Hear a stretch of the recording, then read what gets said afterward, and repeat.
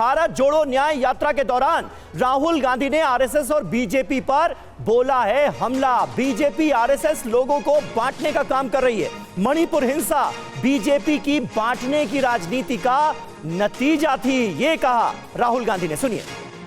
The RSS and the BJP were attacking the foundations of our country. The idea that all religions should live harmoniously in India, the idea that all communities, all languages, all traditions should be respected, were all systematically being attacked by the RSS. And so, to protect the idea of India, we decided to do the Bharat Jodo Yatra from Kanyakumari to Kashmir.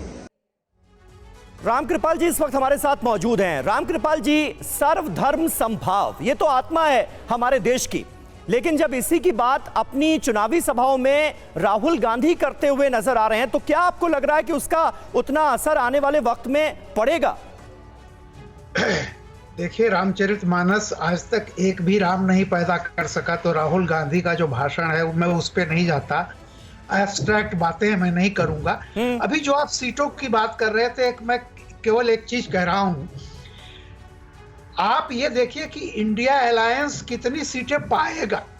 जो नहीं पाएगा वो BJP की है। आप जरा सा उल्टी गिनती कर लीजिए। पिछला 2019 की बात मैं बताता हूं। कांग्रेस को 52 सीटें मिली थी, इसमें से 31 सीट केवल केरल, तमिलनाडु और पंजाब में मिली थी।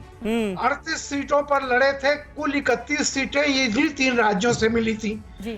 बाकी 382 सीटों पर कांग्रेस लड़ी थी और सिर्फ 21 सीट मिली थी। जी। आप ये बताइए कि राहुल गांधी बंगाल में अगर जाएंगे तो किसके लिए वोट मांगेंगे? कांग्रेस के लिए कि सीपीएम के लिए कि ममता के लिए? ये रामकृपाल जी, माफ कीजिए आपको रोक रही हूँ, कार्यक्रम का ये अंतिम पड़ाव था, इसीलिए छोटा सा रिएक्शन ही चाहिए था। पर आपने एक मूल बात कही कि यहाँ पर अगर चुनावी बात है या चुनावी रणनीति की बात आती है तो स्ट्रैटेजी भी फिर उसी हिसाब से चरम पर पहुंचनी चाहिए और रणनीति भी उसी हिसाब से होनी चाहिए जो चुनावी रणनीति कहलाती है।